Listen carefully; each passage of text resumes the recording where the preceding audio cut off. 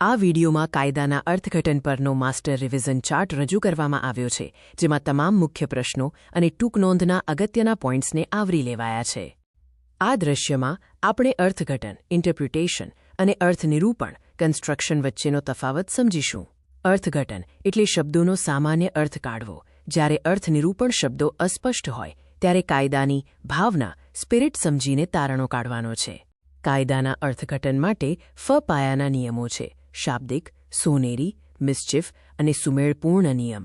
સોનેરી નિયમમાં વાહિયાત પરિણામ ટાળવા માટે શબ્દોમાં થોડો સુધારો કરવો પડે, જેમ કે આઝાદ ભારત ફાઇનાન્સ કેસમાં શાલને મેં વાંચવું પડ્યું.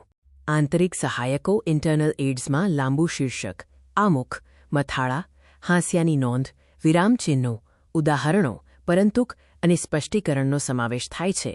આ કાયદાના શબ્દોનો અર્થ સ્પષ્ટ કરવામાં મદદ કરે છે.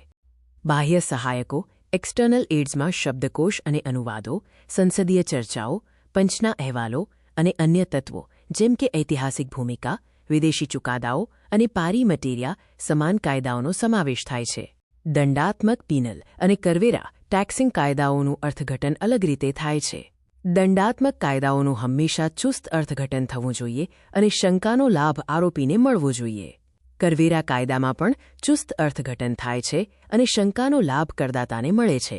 અર્થઘટનના અકાનૂની અનુમાનો, પ્રિઝમ્પશન્સ, અધિકાર ક્ષેત્ર, પૂર્વવર્તી અમલ, પ્રાદેશિક અમલ અને અન્યાય, અસુવિધા વિરુદ્ધ. નવા કાયદાઓ સામાન્ય રીતે ભવિષ્યલક્ષી હોય છે અને કોર્ટ ધારાસભાનો ઇરાદો કોર્ટની સત્તા છીનવવાનો નથી એવું અનુમાન કરે છે. પૂર્વ નિર્ણયનો સિદ્ધાંત, સ્ટે ડિસાઇસિસ એટલે અગાઉ લેવાયેલા નિર્ણયોને વળગી રહેવું. કલમ 1 મુજબ સુપ્રીમ કોર્ટનો ચુકાદો તમામ અદાલતો પર બંધનકર્તા છે. જોગવાઈઓ આદેશાત્મક, મેન્ડેટરી, શેલ મસ્ટ કે નિર્દેશાત્મક, ડિરેક્ટરી મેં હોઈ શકે છે.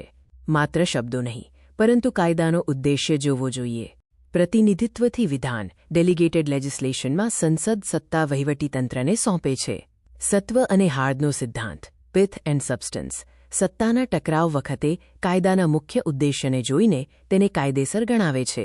તમારી પરીક્ષા માટે ખૂબ ખૂબ શુભકામનાઓ. પરીક્ષાના આગલા દિવસે આ માસ્ટર રિવિઝન ચાર્ટ જરૂર રિવાઇઝ કરજો.